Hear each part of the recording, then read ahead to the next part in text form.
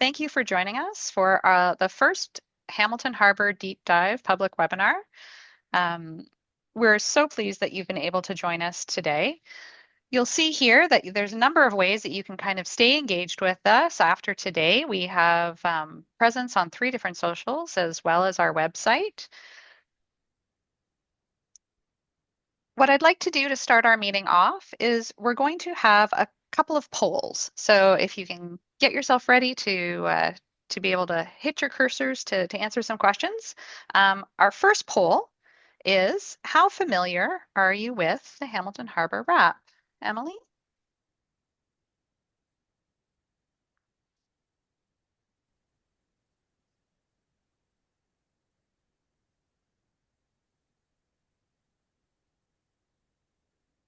Always know the first question. You gotta like scramble to get to your keyboard or your mouse. Okay, we'll just give it another few seconds.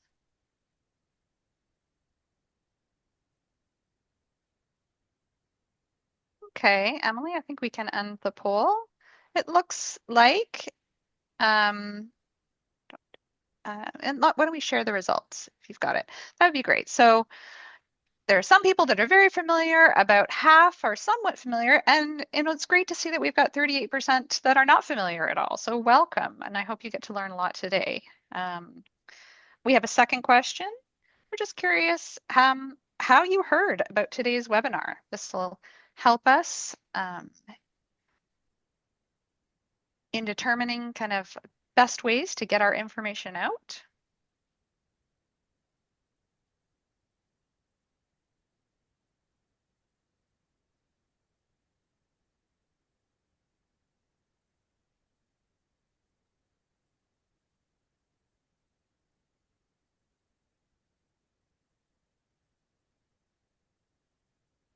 Okay, we'll give it another couple seconds.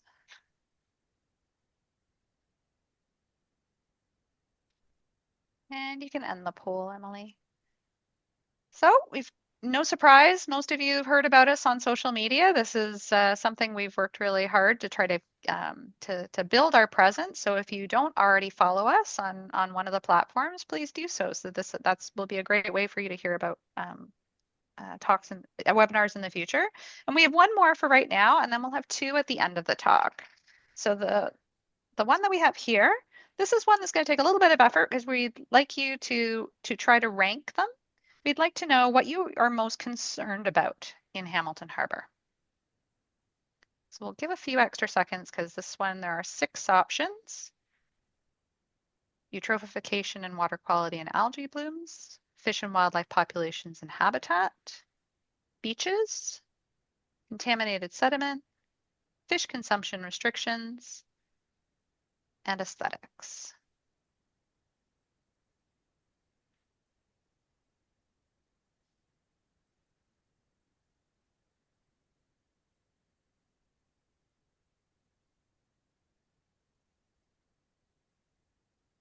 Now I'm asking for a little bit of thinking, but what we're going to use this information for is to kind of help us determine what kind of topics that you guys would like to know about more for future webinars. So we do appreciate you taking the time.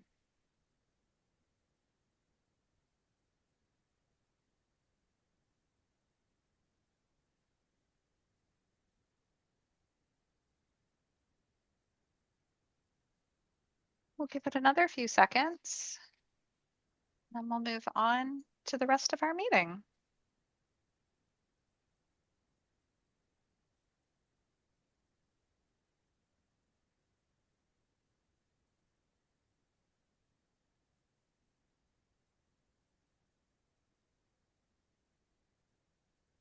I apologize. Still see some people putting in their answers. Carolyn, if you're able to switch the screen to the next one.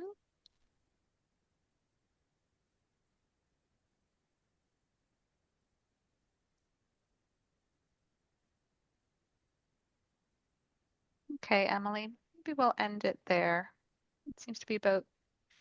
So We can stop sharing. We'll take a look to see kind of where people have their preference, but it looks like off the top that things like the water quality and fish and wildlife are coming up on top. So thank you so much for taking your time to answer that. We'd like to start off our meeting with a land acknowledgement. And I'm very pleased to say that as a footnote to this, our speaker today, Darin, actually worked with us to develop our land acknowledgement that we use in front of all of our meetings. We recognize and respectfully acknowledge that the land that we speak about today is the treaty lands and territory of the Mississaugas of the Credit First Nation and territory of the Haudenosaunee and Neutral Nation. This territory is covered under the Between the Lakes Treaty Number 3 of 1792. Together, we practice wise stewardship on the land and water in which we all share. Thank you.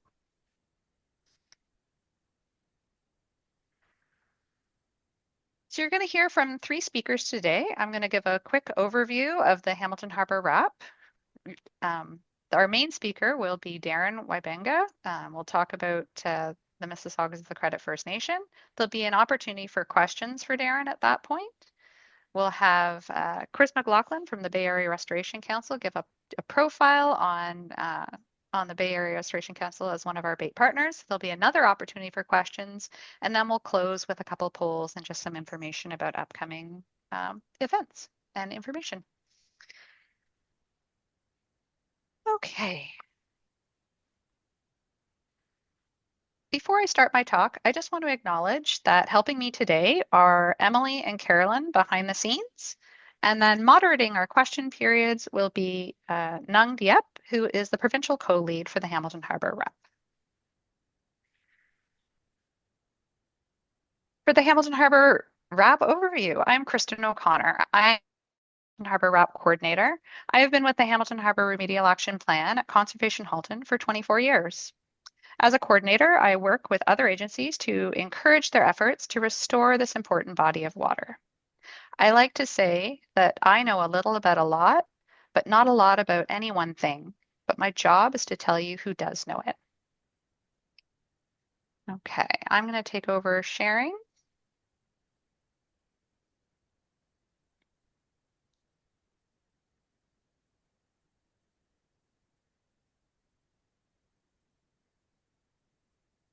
Okay. Can everybody see that okay? Can I get a thumbs up or something from someone? Awesome. Great. So as mentioned before, we have a website and socials if you want to learn more about us. Kristen, I think we lost your screen. Pardon? Sorry. You lost your screen. There we go. Oh, there we go. Sorry about that. Thank you, Nung. I appreciate it.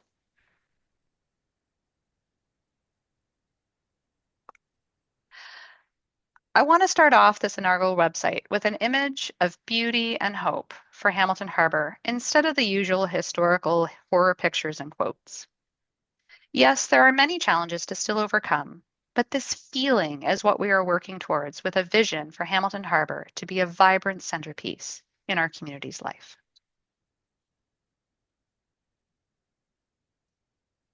In the 1980s, the International Joint Commission, a binational group dealing with boundary water issues, designated 43 sites around the Great Lakes as areas of concern.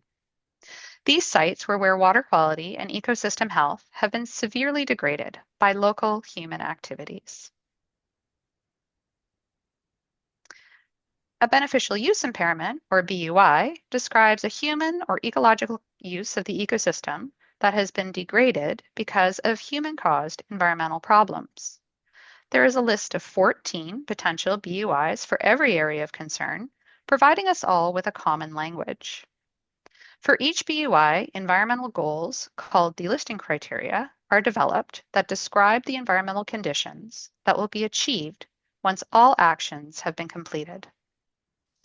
The delisting criteria are used to guide restoration efforts, and progress is measured against them. They can be updated from time to time as new information resulting from science, monitoring, and modeling is gained. When all actions have been completed and the delisting criteria have been met, a BUI status change is proposed in a redesignation report. Hamilton Harbour's historical environmental conditions led to 11 of the 14 BUIs being applied here, with concerns such as poor water quality, high levels of nutrient inputs to the waterways, bacterial contamination, a lack of fish and wildlife, and chemical contamination. As you can see, we're still tilting for our teeter-totter towards the left. Our goal is to start getting some more green circles to move the needle over. There are a number of watersheds that drain into Hamilton Harbour, originating in Hamilton, Burlington, and even Puss Lynch. Perhaps you live, work, or recreate in one of these watersheds. Each AOC has its own Remedial Action Plan, or RAP, a locally developed partnership-driven plan that guides restoration efforts. The goal of the RAP is to address historical environmental issues and ultimately remove the area from the list of from AOCs, a process called delisting. The Hamilton Harbour RAP is implemented by a group of partners called the Bay Area Implementation Team, or BAIT. BAIT partners work together to develop and coordinate remedial actions and to support environmental changes needed to remove the remaining BUIs. There are a series of technical working groups focused on identifying, planning, and reporting on the progress of remedial actions and associated environmental monitoring. Community engagement remains an important aspect of the Hamilton Harbour RAP's implementation and decision making. These are just a few of the remedial action BAIT partners have been working on over the years that you might recognize.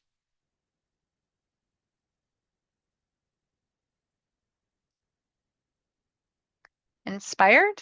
Want to learn more? Visit our website for information on all of the BUIs, as well as key reports. Thank you.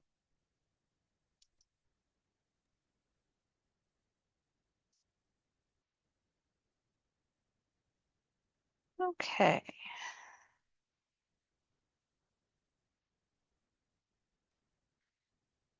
I am very excited to introduce our next speaker.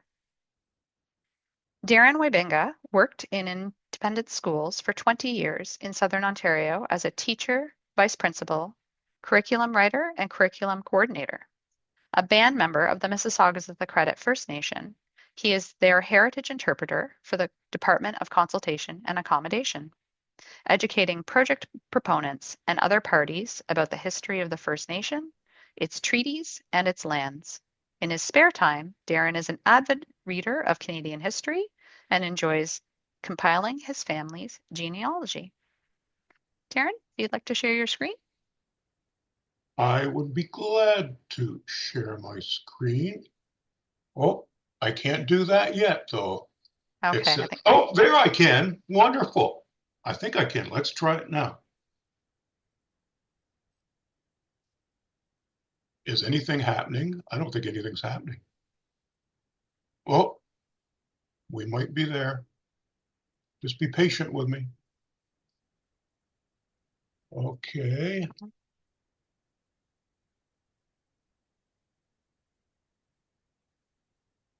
Wonderful. I think I've gotten it. Got Perfection. it. Wonderful, wonderful, wonderful. So I'd just like to thank you for the kind introduction. And of course, thank you for the land acknowledgement. It's always good to hear people remember the First Nations that stewarded the land from time immemorial. And so, like I said, it's good. It's very good to be here. And so I come to you tonight as your treaty partner, the treaty partner that shares the lands in the western, that shares the lands of the western end of Lake Ontario with the folks in the that are viewing this tonight. And so the title of my talk is We're Still Here because many people don't realize that the Mississaugas of the Credit First Nation are the treaty holders for a large expanse of land at the western end of Lake Ontario. But I should point out a little bit about who we are because Mississaugas, you know the city of Mississauga, The city of Mississauga is actually named after us, but this is who we are if you think about us among the First Nations people of the land. We're a subgroup of the Ojibwe Nation. In our own language, we refer to ourselves as the Anishinaabe, or the human beings or people. But the term Mississaugas, we are you can think of us as the Ojibwe people living on the north shore of Lake Ontario and Lake Erie. Then you will have us. That's where you find us as a nation, north shore of Lake Ontario and Lake Erie. You've got us. Okay. You might have also heard the term Chippewa before. That's also another term for Ojibwe, more of an American use. But Mississaugas, the Ojibwe people living on the north shore of Lake Ontario and Lake Erie. Though I should point out that we didn't always live on the north shore of Lake Ontario and Lake Erie. Matter of fact, in 1634, when the French first encountered us way back, 400 years ago, we were on the north shore of Lake Huron and Georgian Bay. So here's a map I prepared of pre-contact Southern Ontario, 1634. There you'll see the situation of the Mississaugas, and then you'll see what was happening in the rest of southwestern Ontario. You'll see the Wendat, you'll see the Attawandaron people, you'll see the Petun or the Tobacco people. We're all in southern Ontario. Below Lake Ontario, in what is now New York State, were the Haudenosaunee people. And the one thing we all have in common on this map is that we're all engaged in the European fur trade, the transatlantic fur trade for beaver pelts. Okay. And we loved trading with the French because that's who we traded with. We traded with the French. They would take the beaver pelts, go and make hats out of them. We, in turn, would get trade goods that we found quite useful. They made our life much easier if you think about iron axes or copper pots or even metal needles or gunpowder. French trade goods, very, very good for us.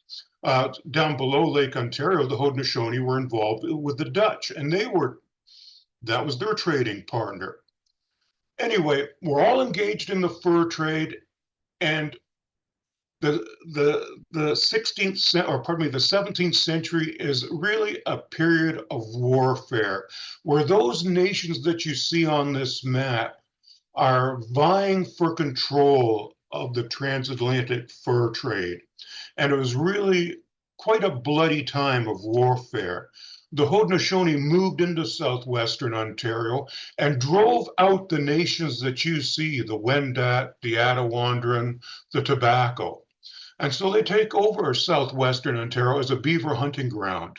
And then they moved north into the land occupied by the Mississaugas and our allies.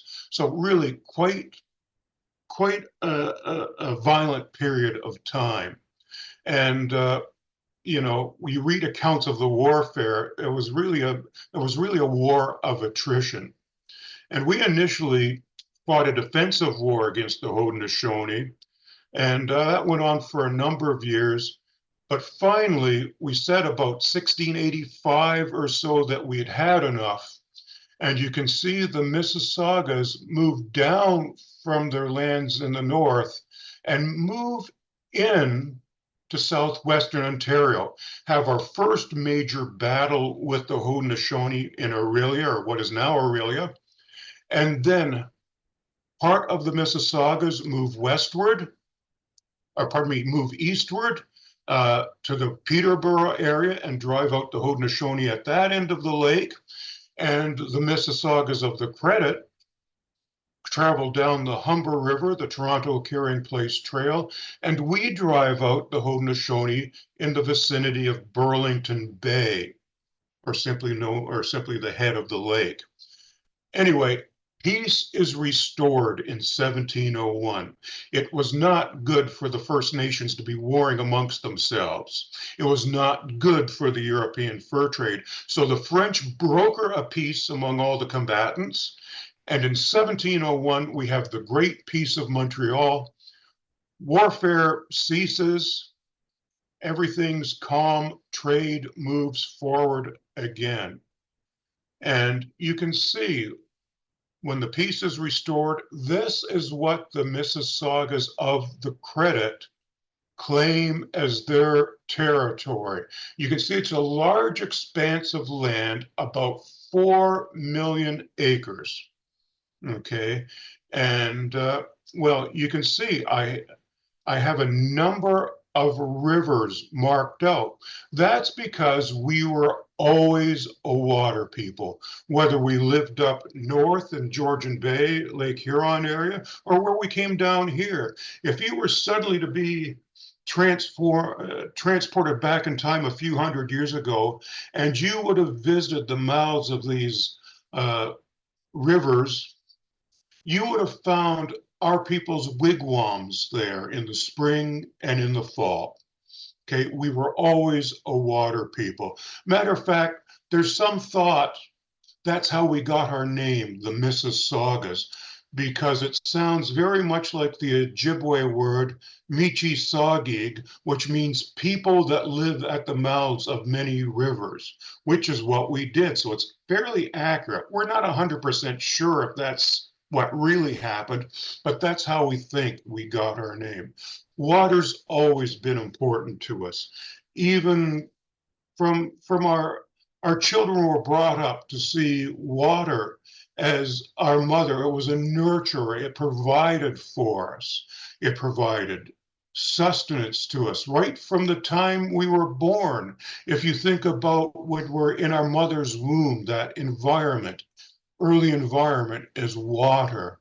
And then once we are born, you know, the water takes care of us by bringing us sustenance in terms of various foods, whether it's plants or animal life, fish. So very, very important to us. And so you can see I mark out the major rivers of our treaty lands and territory. We were a very seasonally migrant people. We didn't stay on the land in any one area for very long.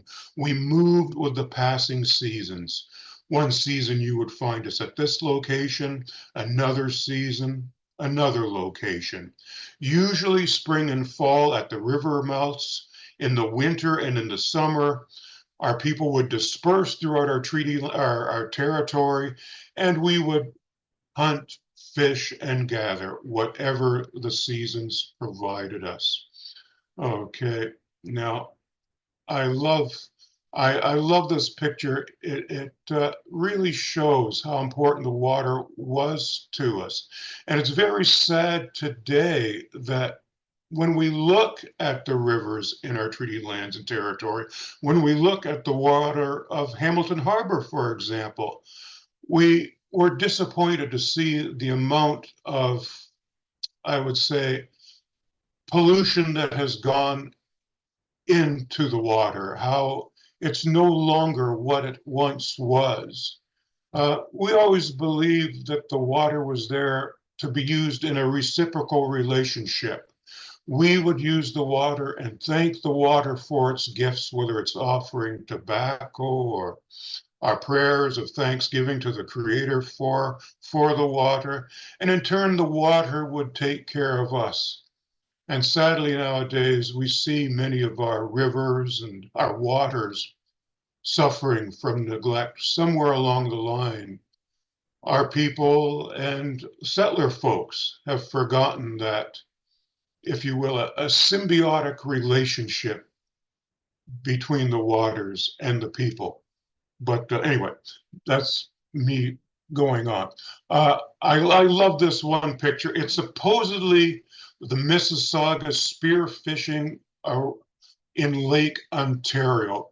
And this picture came out in 1814.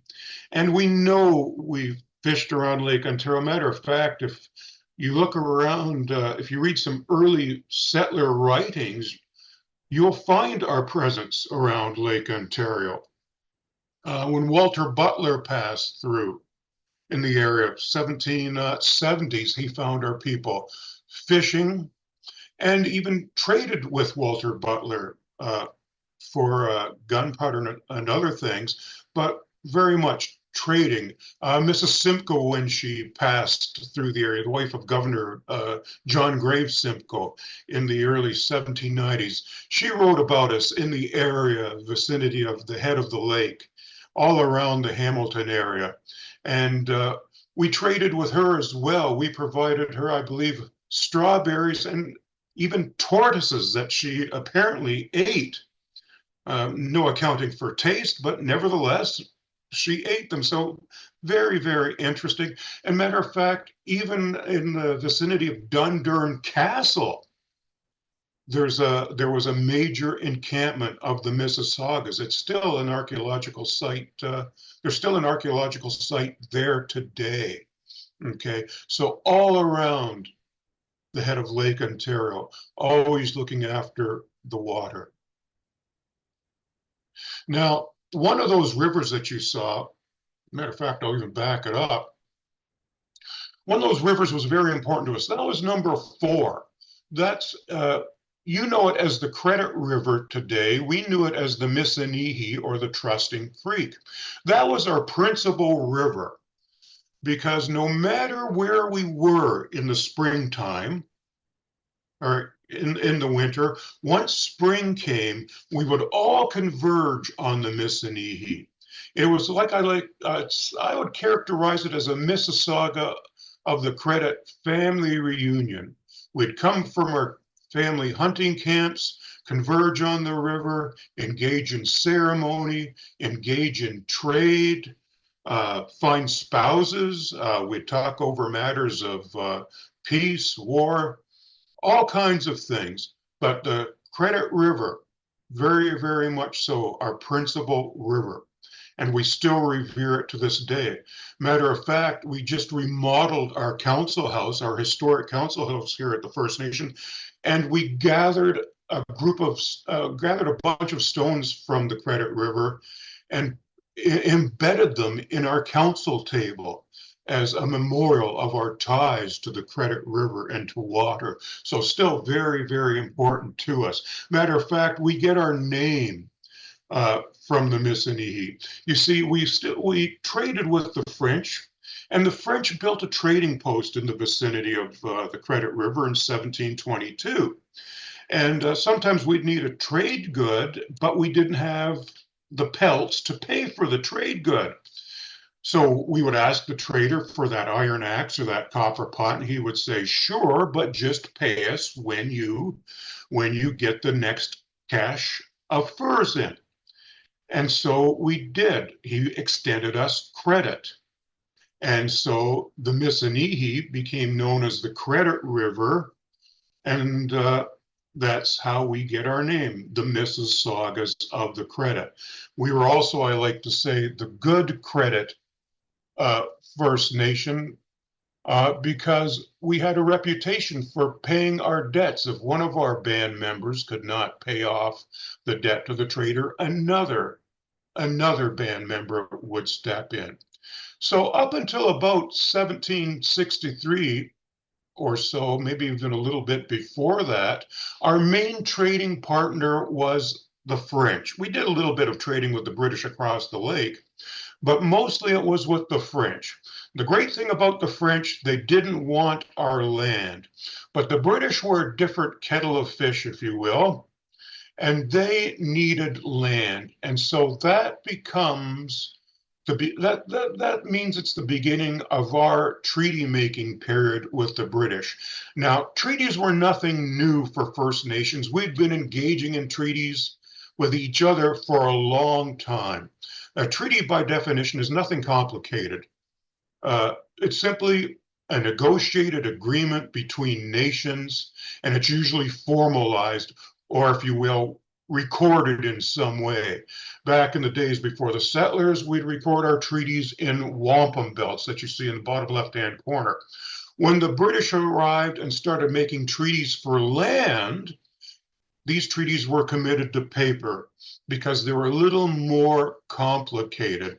And by the way, that treaty that you see on the right-hand side, or that piece of a treaty that you see on the right-hand side, is actually for Burlington. It's the map shows about, I believe it's 3,450 acres of land where the city of Burlington is now situated. Okay, so treaty making, nothing complicated, just an agreement between nations. And that's how the British regarded us, as nations. Okay, as nations.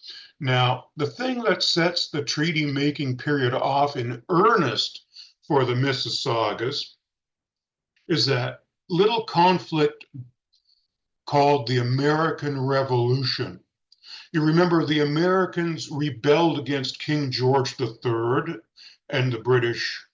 Uh, they thought they had grown up, that they could handle their own affairs, and so they threw off the yoke of King George and established their own country. The problem for many people, however, in those days, was that they didn't want to stay loyal, or pardon me, is that they wanted to stay loyal to George III. They didn't want to form this, to join in this new experiment that became the United States of America. We call these people loyalists. And so they fled north into the land still held by the British, and that forced the British to find land on which to resettle these folks. And so they come to the First Nations. And the first treaty ever signed with the First Nations for land was actually for the strip along the Niagara River. Okay. But more would follow. As a matter of fact, this was the first treaty signed with the Mississaugas of the Credit. And the Mississaugas of the Credit have 8 treaties with the Crown. Each treaty is represented by a different patch of color. Okay. So 8 treaties with the Crown. And you can see around the harbor, there's really 3 main treaties in regard to you folks, but really one big one. And that's for this purple splotch that you see here. That's treaty number 3, or the Between the Lakes Treaty. It was negotiated in 1784 and ratified in 1792. And that is for a very special set of loyalists. You see, during the American Revolution, the British needed help to fight the rebels, and so they enlisted the help of First Nations, including the Mississauga, and including the Haudenosaunee people of New York, of what became New York State.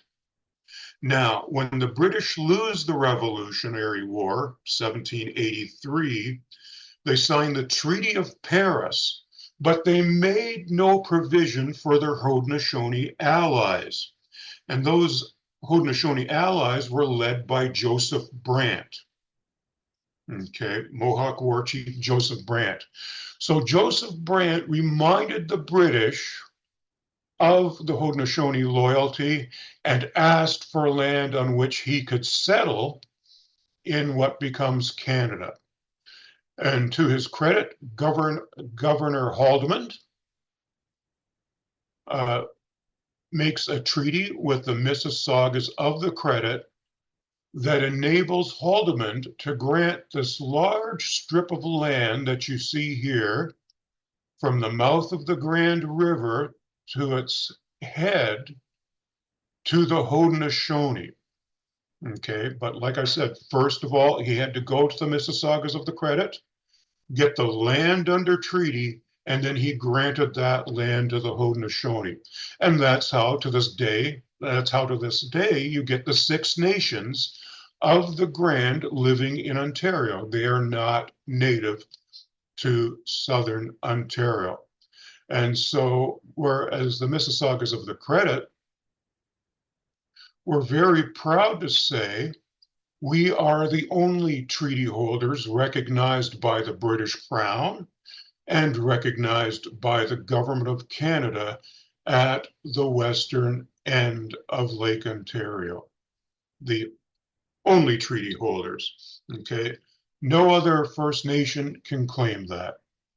And so if you look at these treaties, 8 of them, there was no meeting of the minds when the Mississaugas engaged in the treaty making with the British. The British came to us, engaged in treaties, made the 8 agreements, and the British thought that they were outright purchasing the land, that it was theirs. They were having to have it, to hold it, to keep it forever, and do what they want with it. Okay, I think in real estate they call it fee simple. Okay, so the the British thought they purchased the land outright, and then they would grant the land to the settlers as needed. Well, from our perspective, and many First Nations that the British treated with all over Canada, we had no concept of land ownership, such as the British had. We might occupy the land, we might control the land, we steward the land, but we don't own it. That's a foreign concept to us. And a matter of, we're fairly familiar with land ownership today. We've learned that from the settler folks.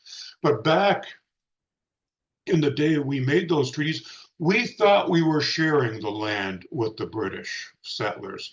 They would establish their villages, establish their farms,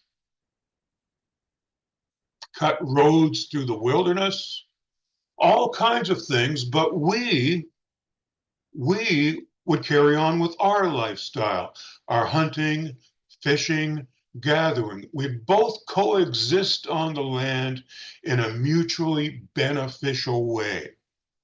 Okay, and that was the plan. That was the plan. But those two systems of land holding don't coexist too well. We sign those treaties thinking we're going to share, and suddenly we find ourselves inundated with thousands of loyalists, thousands of them. They quickly overwhelm us on our own territory. And there weren't that many of us to overwhelm. Our population when we began the treaty making period was about 500 of us on the 4 million acres of land, moving about the land. Well, suddenly we find ourselves inundated with settlers, and it's very, very disastrous for our people. We find ourselves trespassers on our own land. We could not move freely about it. We found our paths barred by fences. We found the forests cleared. So it really had a big impact on our traditional economy. Simple things like fishing that we had always done suddenly became very, very difficult. We understood that the new settlers had to eat, and fish was a ready commodity. The salmon was out there to be taken. But the settlers didn't steward the salmon so well. You read accounts of settlers taking several barrels of salmon at a time to keep them throughout the winter. More than they probably should have taken, and really disrupting the fisheries so that the salmon fisheries around the western end of Lake Ontario were almost non-existent by 1820. Okay, so very disastrous. Not to mention the game that was hunted, and so, like I said, disasters. Our traditional economy really falters. And so our population also declines. Okay. The settlers brought with them several nasty diseases that we didn't know how to deal with using traditional medicines. Little things that today mean very little to us, like the influenza, or smallpox, things that can be readily cured nowadays, we couldn't cope. And that was very, very hard on our population. When we started the treaty making period, as I said before, there were 500 of us. By the time we signed our last treaty in 1820, we're down to 200 people. Okay, so that's a tremendous drop, a tremendous drop.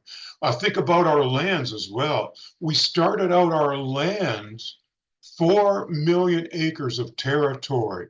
By the time we finish up in the treaty making period, all we have is 200 acres of land. Let me see if I can find my cursor here. In this little brown spot you see here. Okay, that little brown spot, 1/10 of that was reserved for us, about 200 acres. So by the time the treaties were all said and done, there was 1 acre of land per person. That's all we had left. You can do the math. Very, very much disastrous. Okay. But once again, I point out we did not know what we were getting into when we signed those treaties, especially at the beginning. When we finally did wake up about midway through the treaty making process that we weren't sharing the lands, it was too late. We couldn't do anything else. We'd become too dependent on the settlers to survive using our traditional methods. So 1820, we think we're on the verge of extinction. Not only that, the British Crown thinks we're on the verge of extinction. We didn't know what we were going to do. But fortunately, we made a change, a big change, where before we were these seasonally migrant people moving through the wilderness, gathering what we needed to keep body and soul together. Now we pivoted. One of our band members, his name is the Reverend Peter Jones. He converted to Christianity, obviously, with the title Reverend. He converted to Christianity and converted our whole band to Christianity. And we became Christian farmers. And we set up a mission village with the help of the government on the banks of the Credit River. Okay. And there we learned how to farm, not farming the traditional First Nation crops of corn, beans, and squash. Forget about that. We did oats, wheat, barley. Okay. That sort of thing. The cash crops of the day. We learned about animal husbandry, cows, pigs, chickens, horses, and so on. We even learned about business, where we built a schooner from our own funds and sailed around Lake Lake Ontario with logs, with timber that we harvested from our own forests. So a complete transformation. The only flaw, or the only fly in the ointment, if you will, is that we could not get title to our lands at the Credit River Mission Village. We were still being hemmed in on all sides by settlers. And let's face it, this is downtown Mississauga today. We were on prime real estate. We knew it was a matter of time before we had to move off the lands. And so the time came in 1847, and we had to leave our lands at the Credit River and find a new home. And fortunately, we did so.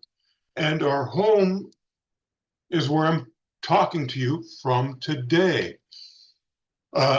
So if you look here's Hamilton. And so if you drive about 30 minutes down Highway 6 until you come to the little town of Hagersville, you'll find our land extends right into Hagersville. So this is our reserve. It's about 6,000 acres of land, 4,800 acres in Brant County, 1,200 acres in Halton County. And the big disappointment in us moving on this land is that we lose our connection to water. Because if you noticed, we've always had this connection to water, whether it's at the Credit River Mission Village, whether it's when we put our wigwams up on the flats of rivers and creeks flowing into the lakes. We always had a connection to water. We moved here to Hagersville, and we have a dubious connection to water. We have two small creeks that flow through, and they dry up. Okay, so there's not going to be a schooner, of course. There's not going to be the sawmills and the grist mills. We lose our cultural and spiritual connection to water. And so moving here, we've prospered in the time since our move here, but we find ourselves still lacking that connection to the water. And that's why it's so exciting for things like the RAPs to look after the water.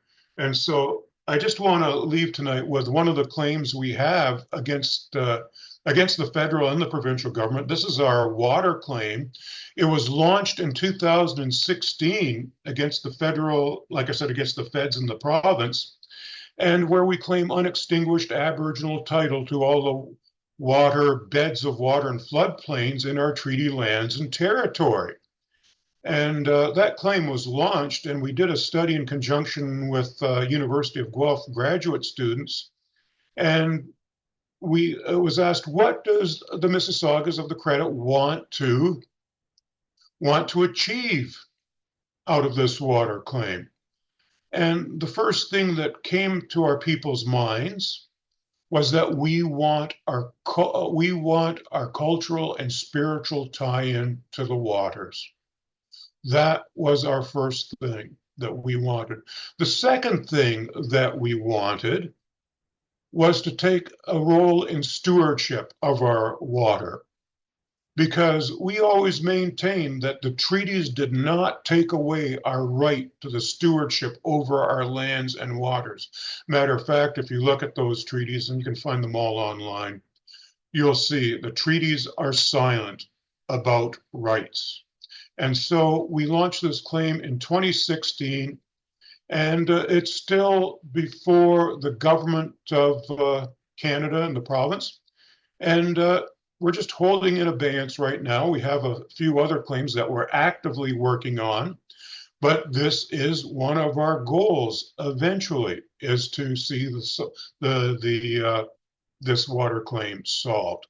So anyway, that's where I'm going to leave it at for now. I think I've probably talked over my limit as usual, but take a look at our website. There it is if you want more information about our people.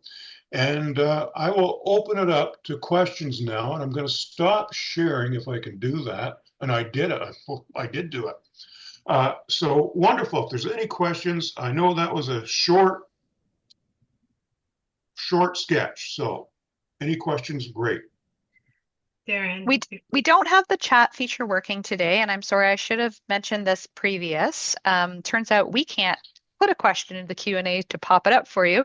So if you could type your questions into the Q&A for us, that would be really helpful, because that will be how Nung can ask the question. So, but I think you might have some questions of your own, Nung.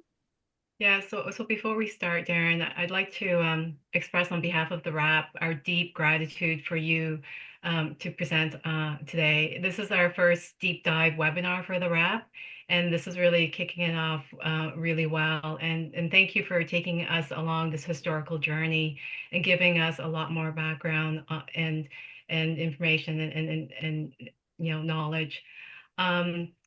I see that Lee Benson actually had a hand up during your presentation, and the comment was placed into the Q&A, which is, Darin, I couldn't see the location of the last 200 acres. Could you show that again?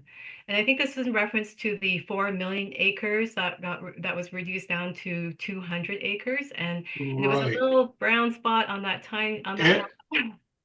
Hey, you brought it up. No, you brought it up, right? I did. Oh, good, because I didn't think I did. Am I I'm not am I that good, sharing the Dave. right thing here? I've got so You many are, you screens. are. Awesome. So there's my cursor. Can you see my cursor? No, I yeah, think that's you're my right there. cursor.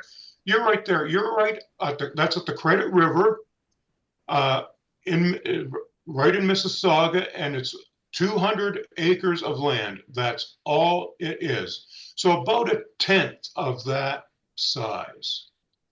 And all we got for that brown parcel of land was 50 pounds of British trade goods, which doesn't amount to a heck of a lot, if you can imagine, for that land. When you think the settlers bought, I think it was 200 acres each for over 150 pounds. And that was split up, I think, into 15 sections, something like that. Anyway, it wasn't a very square deal from our perspective. Mhm. Darin, we have a comment from Margaret Dent. No questions, but just wanted to thank you for this wonderful look at this history. It is very much appreciated. Mark Wonderful. Hartley has asked a question here. How can we help the Mississaugas in your quest for water stewardship? I think that's a big question right there. Oh, it is. Right now, of course, we have this claim before the government. But what I like to say is this: we went into the treaty planning to share, okay? Planning to share everything. So we want that water as pristine and as good as it can get. And so, as a good treaty partner, it's up to the settler folks and our folks to engage in methods where, for example, cleaning up the harbor, to make sure the rivers are pristine, to make just the wise use of water. That's the best thing you can do right now and make water one of your causes. And we say we want the waters great for the next 7 generations. That's a metaphor for us. We want the water forever to be in good shape for everybody on the lands, not just the Mississaugas, but the people we share the water with. Incredible. Thank you, Darin. I had a question, Nung. Go ahead. If I was just curious, and I apologize if I missed it. You were giving numbers of your population. Did you give Yep. a current number? Oh, no, I didn't. The current population, so they tell me, is about 2,700 of us. About a third of us live at New Credit, and about two-thirds of us are dispersed around the Golden Horseshoe area. So that's about the size nowadays. Okay. So we avoided extinction. Darin, if you had a message for our engaged youth who want to participate on restoration and protection activities, what message would that be for our youth? Oh boy, you think I'd have something snappy to say because I was a former teacher for all those years. Uh, I would just simply say, don't hesitate, just get involved. Just don't think about it. Reach right out and be prepared to get dirty. Okay, it's not an easy job. These causes that we are passionate about, we have to get in there. There's no substitute. Just get in there and do it. Don't hesitate. Those are inspiring words, Darin. Okay. Miigwech, Darren, just thank Great. you so much. I wish my history teachers showed the level of passion that you show for history. Maybe I would have stuck a little bit more with history. It was certainly very informative. I believe you're going to, are you able to stick around for the I remainder? I Okay, so can. we will have another set of questions after Chris's talk. So if anybody thinks of something specific for Darren, you're still welcome to type it into the Q&A section. So we will move on to our next item, which is our bait partner profile. So as I mentioned in my talk, we have a group of partners that work together on the restoration. And at each one of our webinars, we're going to aim to profile one of our bait partners. Chris McLaughlin has been the executive director of the Bay Area Restoration Council since 2011. He also serves in a few other roles with deliberate intersections, such as an adjunct professor with McMaster University, as well as the Canadian co-chair of the IJC's Great Lakes Water Quality Board. Go ahead. Kristen, uh, can you make me a co-presenter? I can share the screen. You I think should be able to Carolyn, share, Chris. Let me know. I think There we Carolyn go. needs to stop sharing. There we go. Yep, there we go. Thank you. Okay. Okay. Here we go. Darin, it's a real privilege to share the stage with you. Um, one of your a member of your First Nation, or at least the Anishinaabe people, Jesse Wente, is a person I often refer to in my contribution to our collective land acknowledgement this evening, which is just to give people a little bit of insight into the last thing that, or one of the most recent things that I've had influence me in my thinking around truth and reconciliation and sustainability and the repair of our relationship with water. Jesse and I are about the same vintage, and of course, our upbringings would be dramatically different in Canada over the years. This is Jesse's phenomenal memoir that was published a couple of years ago that I highly recommend. Um, it's an incredible tale, and the fact that it's a personal account makes it so much more um, uh, impactful in terms of understanding the reality of for Indigenous peoples in Canada in the past and in the present, in particular. Um, Speaking of the past, so Kristen gave you a little bit of overview of the Remedial Action Plan program, which is designed to reconcile the sins of the past, if you will.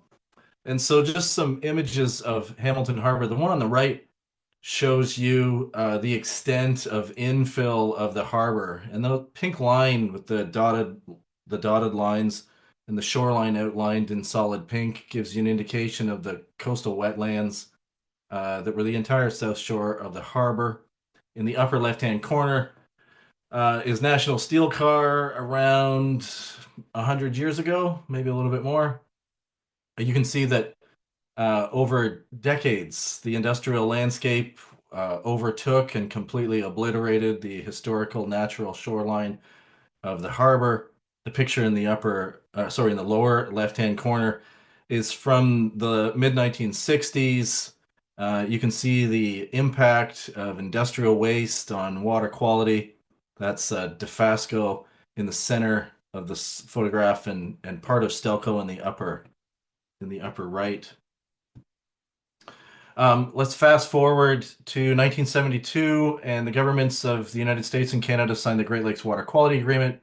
On that day, the Prime Minister gave what is one of my favorite quotes of all time, that the Great Lakes Water Quality Agreement promises to restore to a wholesome condition an immense area which, through greed and indifference, has been permitted to deteriorate disgracefully.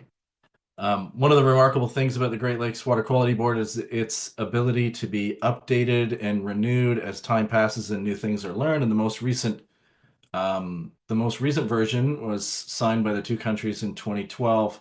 That's the cover.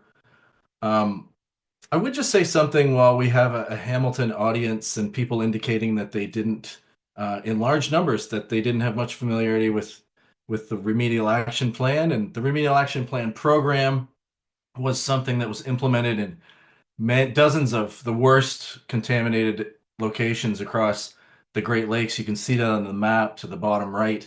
On both sides of the harbor, on both sides of the Great Lakes, you can see that there were dozens of locations, not unlike Hamilton Harbor, where there was tremendous degradation of water quality and then impacts on an environmental quality and ecological function in those rivers and embayments. The one thing I would say about Hamilton, though, in particular, it's one of three areas that historically, I'll tell you, the Green Bay, Wisconsin, and the Rouge River communities in Michigan were renowned for being at the leading edge of the curve in terms of public engagement. And in fact, when the governments first began to develop, I should say, first began to develop and then implement remedial action plans in the mid 1980s through the early 1990s. They established public advisory committees in almost every community. Hamilton being an exception because the citizens, the community members had been out in front of the issues that the RAP is dealing with, and in fact had produced a stakeholder report several years in advance of the first official documentation of the problems in Hamilton Harbor.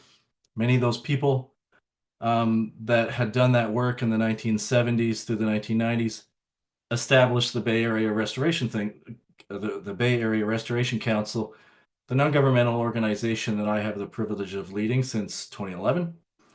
And they did so to be a partner in the cleanup of Hamilton Harbor and the engagement of community in trying to communicate and honest broker information around the state of affairs and the work that has been done and still needs to be done.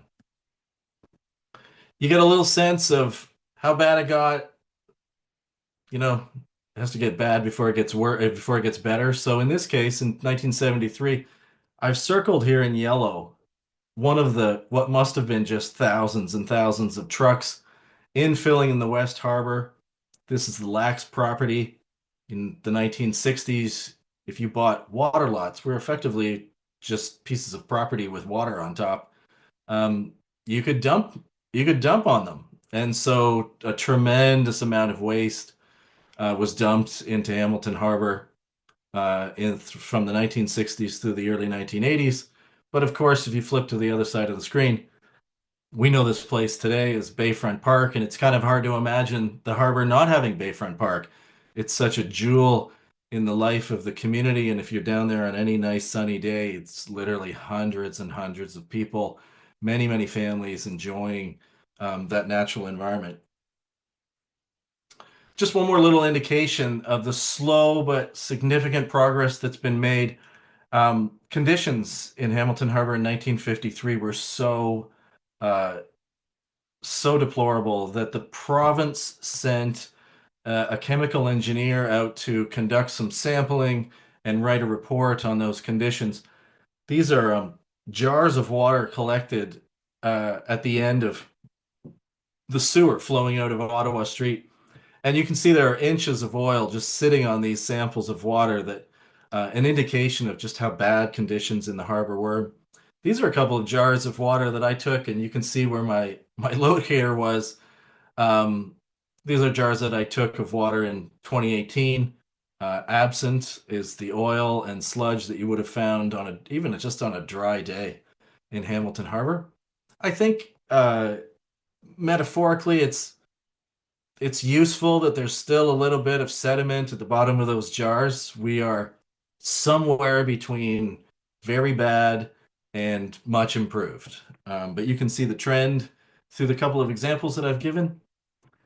And along the way, since those early days of the citizen activists pounding on the table at City Hall demanding action on the terrible state of Hamilton Harbor through the 1980s and 1990s, establishing the Bay Area Restoration Council as a citizen-led non-governmental organization to partner with agencies and to communicate directly and engage public audiences. You can see some of the activities that we engage in, from educational programs for children of all ages, opportunities with our partners, in particular from the Royal Botanical Gardens, of course, to get people out and directly engaged in remediating and restoring the marsh, and citizen science or community science initiatives, like you see on the right-hand side here, getting people in Hamilton back down to the shoreline and actually physically engaging with the water, actually just touching the water again,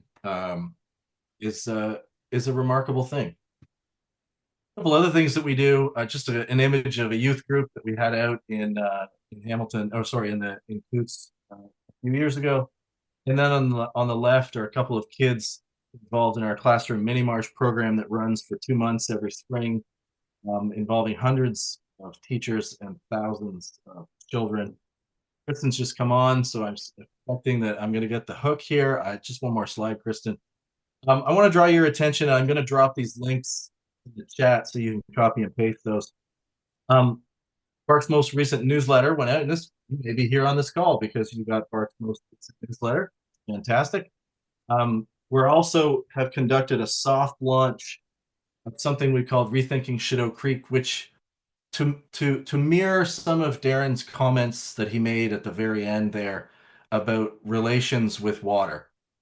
This is not a prescriptive project. This is a conceptual initiative designed to get people reimagining the use of public lands in repairing the community's relationship with water. And you can read much more about that and leave your own ideas and thoughts. The website, I will just draw your attention. Bart's website as well at bayarearestoration.ca. Like I said, I will drop these in the chat. And again, I thank you very much, Darin, for that fascinating talk. I really appreciate that. And Kristen, thanks for the opportunity. No problem. As mentioned, the chat is that we were hoping to put links in isn't quite working for us, but if you go to the questions that we've answered, Beth was kind enough to put in a question that just said questions.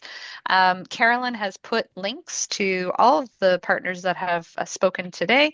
So there's information about how to get a hold of the different organizations in there.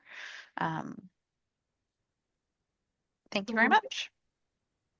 So if there are any questions for Chris, throw them in the chat. And I think, Chris, I'd like to sort of expand on that, touching the waters. As we clean up and restore Hamilton Harbour,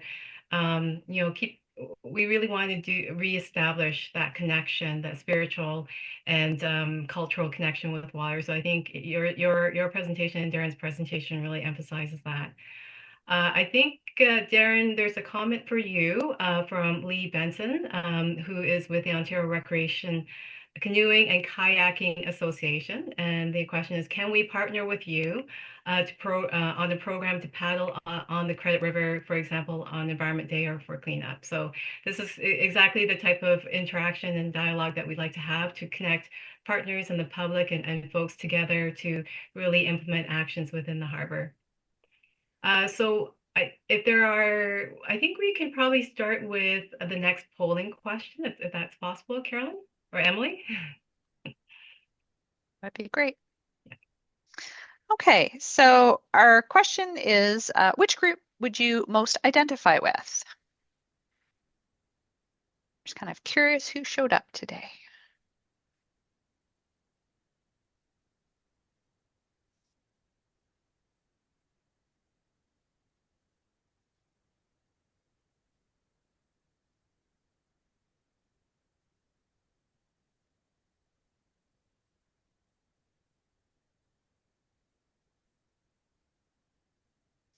Okay, Emily, I think you can turn it off.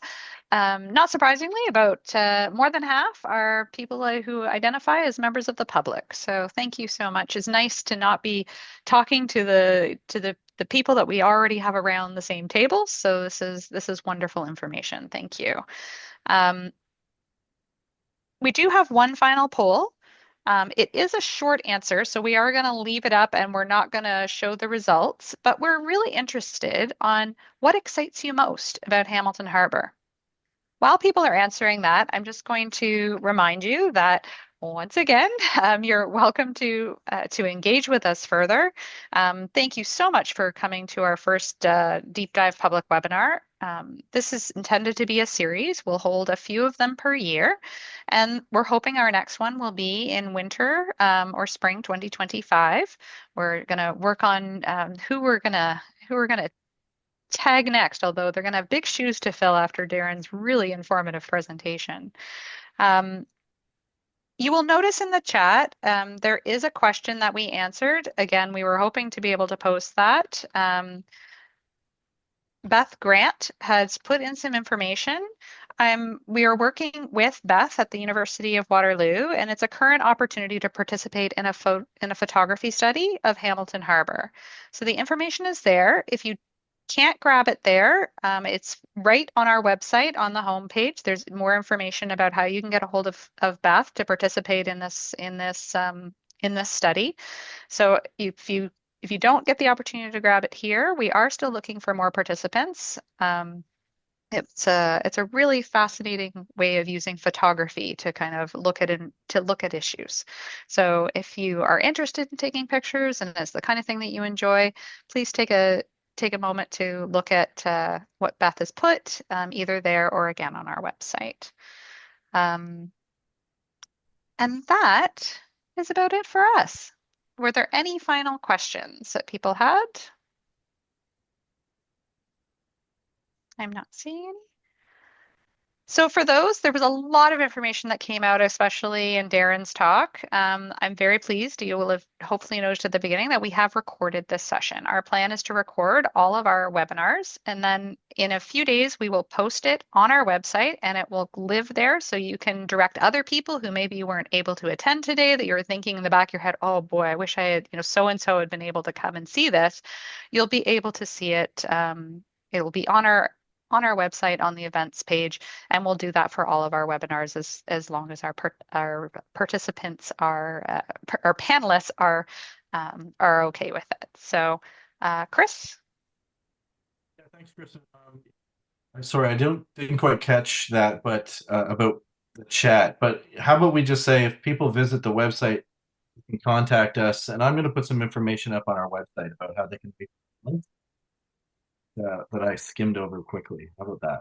That sounds great. Yeah, we thought that we would have access to the chat to be able to post things for you, but we don't. And for some reason, Zoom webinar does not allow panelists to put a question in the Q&A. All right. There's like a flaw in their plan here somewhere. So It's hopefully all we good. can. People can reach us though, so I They appreciate will. that. So we look forward to engaging with you in the future. And that's it. Thank you so much. See you next time.